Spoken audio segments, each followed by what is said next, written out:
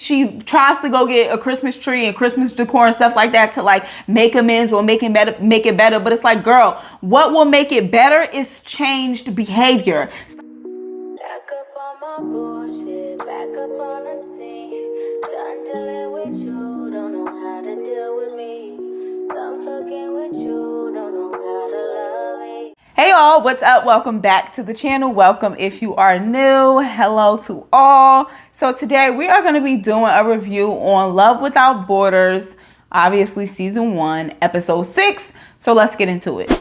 Before I get into the video though, if you are not already subscribed to the channel, please take the time to do so now. Also, give the video a thumbs up if you enjoy the content. I would really appreciate it. It helps me out a ton. It helps the content travel through this crazy algorithm. So do your girl a solid and give the video a thumbs up and subscribe if you are not already. Okay, now for real, let's get into it. So for me, normally when I'm doing like reviews, I try to go in chronological order of the episode. But for this show, because it's several couples, I want to go couple by couple and just talk about like what was going on with that couple this episode. So that is kind of like the formula for like how I'm going to be reviewing this show, going couple by couple. So we are going to start out with Dana. I believe that's how you pronounce her name, Dana and Brian, because that's what the episode picked up at, with them continuing the conversation, because he is trying to make it seem like, oh, well, I'm not attracted to you. There's no spark. Also, I want to say I'm sorry about the lighting. It is severely gloomy, like real bad. I got all the windows open and I even have like some lights on. Well, let me see. Maybe I can turn that light on to give a little extra something. That really made no difference, but we just gonna move on. He was really trying to make it seem like he is not attracted to her. There is no spark and all of this stuff. And for me, I feel like it's either one or two things. One, you are actually attracted to her and you just don't want to be with her because she is 38. So you see that as she really don't have much time left to be able to have a family. Or B, two, you are a psychopath and you were faking and pretending all that time. Well, I guess I shouldn't say psychopath, okay? But surely it is the former and not the latter. So to me, I feel like it's really mean to do that to somebody. Like, you were all feeling her, kissing her, touching her, really close to having sex, which she pointed out, like, you seemed very attracted to me when we were getting hot and heavy and your penis was erect. Hello? So what's going on? What changed? So it's like, you obviously are really attracted to her, but once you found out her age, you felt like, okay, you know what? I kind of want to slow poke a little bit and really like drag my feet and take my time with this whole having a family thing. And with somebody who is a little bit older, you can't really do that. You know what I'm saying? So I feel like instead of him just being honest, okay, and being a grown man and just saying like, you know what, your age concerns me because while I do want a family, I am not in the place yet where I'm ready to dive in head first. I would still like to take my time and really like gradually progress to that. And I understand that women at a certain point, it becomes more challenging to have children. So that concerns me. Simply put, instead of trying to mess with her self-esteem by saying that she isn't your physical type, you like girls that are natural and all of the other stuff that he said, which I felt like, again, you were very much so attracted to her before when you was kissing all on her, telling her you was happy with what came through the door and blah, blah, blah. Now, all of a sudden, you're not attracted to her once you find out how old she is. Stop playing in our face. More importantly, stop playing in Dana's face. So then also in this episode, they hang out with his sister, Dana and Brian. And she did confirm that like that he has a different type. But to me, I always feel like just because somebody is not your typical type doesn't make them unattractive. And doesn't mean that you can't be attracted to them. Because again, I'll reiterate, you were attracted to her. To me, you have to be attracted to somebody to kiss them for long periods of time, to be getting hot and heavy to the point where you're literally about to have sex, had it not been for her stopping it. So don't hit me with the whole you're not attracted to her thing. She may not be your typical type, but you definitely were attracted to her. But anyway, I digress from that. I liked the sister's advice when she said, like, just kind of like take your time, be in it. But I feel like also too, to me, I wouldn't really be interested after that. But we also see that, like, which I thought was kind of rude, he gave her makeup wipe removers, or like the cotton round things that are reusable for her to remove her makeup. And it just was like, are you throwing shade? Because I don't like to talk about people's appearance, but it's like, do we want to go in on this old man? Like, for real, because his face is giving 70. So don't do her. Anyways, I also love how Dana communicates, because in this episode, she was able to clearly articulate to him how she felt, and I loved it. And she also was leaving no room for misinterpretation, which I also love. I love a clear and concise communicator, because there's no way you can misunderstand somebody who is laying it out simply put for you, right? So I love the way that she communicates, and I understood her when she said, to me, there's no incentive to move forward. And it's like, you're really playing in her face, and you're also trying to like take a hit at her self-esteem. Like, please, no. But I feel like for the show, they are going to try to like stick it out for the experiment to see what happens, blah, blah, blah. But if I were her, I would have checked out, and then I would have been like, Miss Matchmaker Lady, could you get me a flight back home? Because no, this ain't the one for me, period. Because the person that's for you is not going to do that to you. So then let's get Carmen and Philip out the way, because I feel like they didn't really have much going on this episode. Carmen's sister comes over to meet Philip, and they eat, they vibe, they kick it. And that was pretty much it. We also saw that Philip got Carmen a very much so full coverage bikini set, and she was not here for it. I was like doing something, and then I caught her like holding up what he bought her, and I was like, I know he did not buy her no Spanx. But then I had to go back and look, and it was like a bikini set, because those bottoms look like Spanx, but she was not here for it. And that was pretty much it that happened with them. So let's move on to Naeem and Chandra. Oh, Chandra.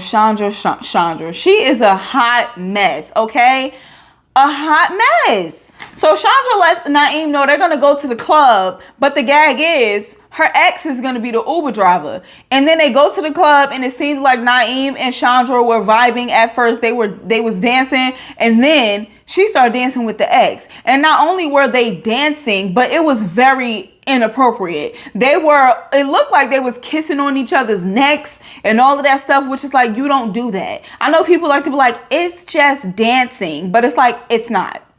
Okay? It's not, because surely if you had a boyfriend and he was doing that in front of you with another woman, Chandra, you would be feeling away. So please, Miss Girl, I can't take it. Then Naeem leaves, and we find out the following day that he checked into a hotel, but we also saw that the ex spent the night.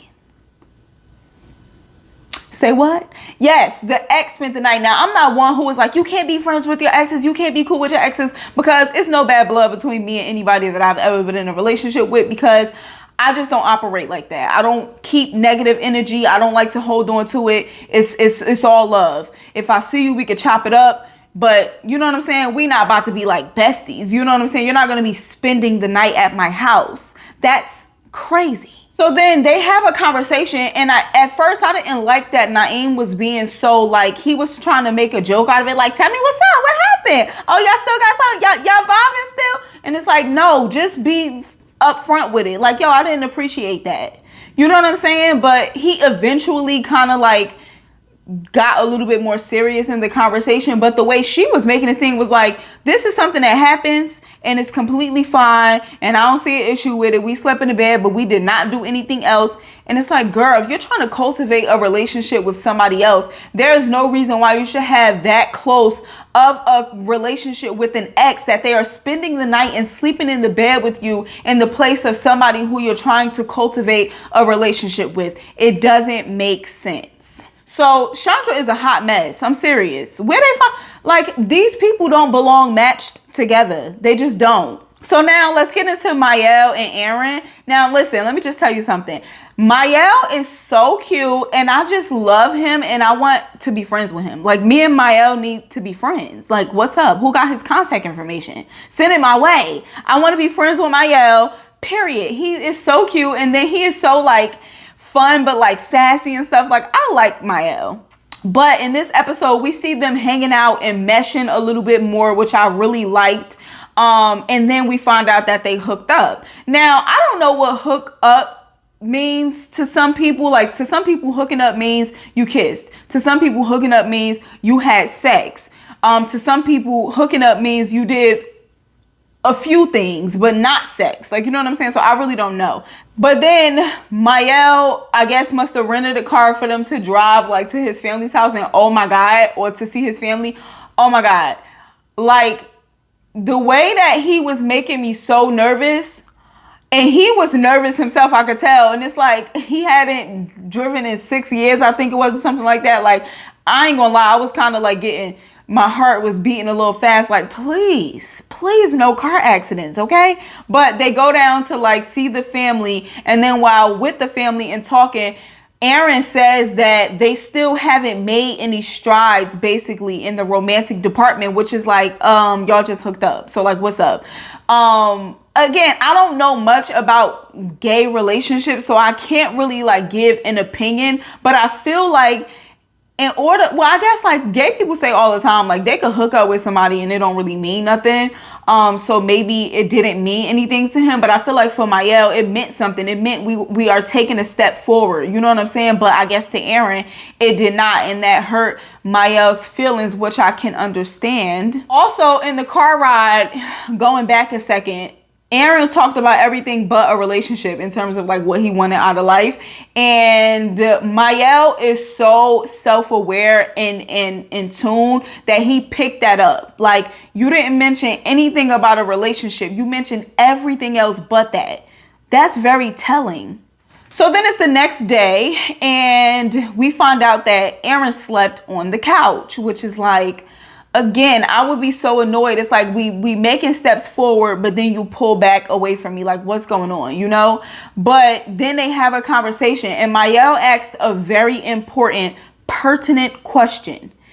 If you are not really ready, why are you here? Why are you in this experiment, for lack of a better term? Why are you here? Like, what are you doing here?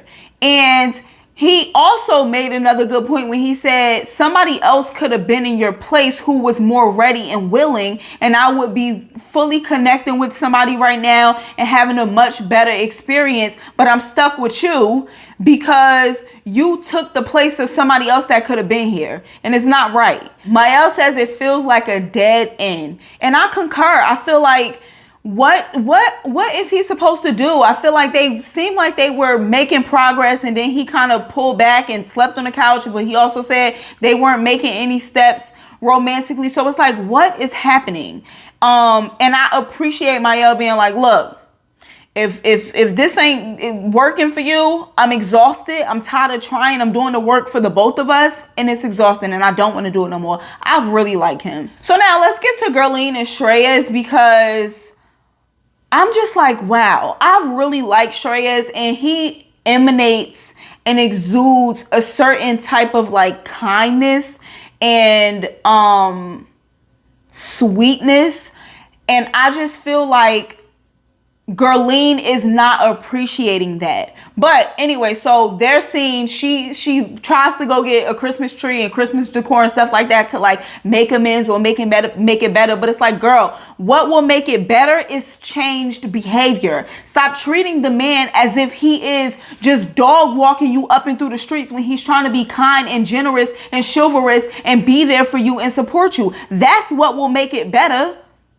So then they go to the Christmas party and she's like telling him not to drink vodka. Now she did say that, I guess he must have said something to her like, if I'm drinking vodka or something, tell me to stop. Because she said, you told me to tell you and then I'll tell you and you don't do nothing. But I feel like it's always her approach. She is so bitchy. I don't understand. She could have been like, you told me to like let you know. So here I am letting you know. chill out. And then if he still chooses to continue, then it's like, okay, like, I don't see what the issue is. Y'all get an Uber back to y'all's apartment and then it's all fine. It's a Christmas party. He around his friends and his family. Like, let him have fun. So then we find out that they had an argument about equal rights. I guess he was, because from what I got, he was trying to say to her that, like, you know, my sister and my mom, they are women and they had a completely different experience. And you are saying that, like, this is what's taking place. And yes, it is, I'm sure.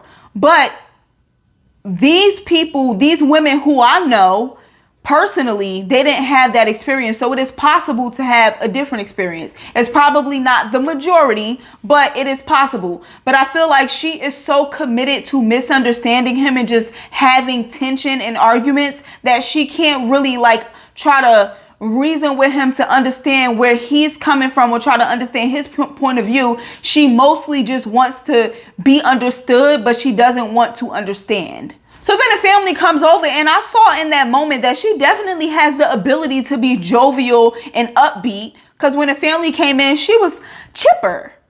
But with him, she just chooses to be so cold and callous, and I don't get it. So then a matchmaker comes and she makes such valid points in why she matched Shreyas with Gurleen, because I'm not going to tell you no lie. I feel like this matchmaker was not doing what she needed to do with these matches. The matches ain't matching, okay? But when she explained why she matched them together, it made perfect sense for me. But I feel like she is just so committed to not letting up, loosening up, letting go, and really just being in the moment and allowing him to care for her. And you know what I'm saying? She's not letting any of that happen. I really do hope that she gets in therapy, because it seems like she has some things that she needs to work out. Because I've only seen Shreyas try to be courting and kind and chivalrous and helpful and be there for her and try to show her a good time and all of this stuff. And she is just shooting him down left and right. And it's like, I don't see how he's still hanging in there. I'm serious. But that was it for this episode, y'all. Let me know down in the comments what you thought. Give the video a thumbs up if you enjoyed it. Subscribe if you are not subscribed. And I'll catch you in the next one. Bye.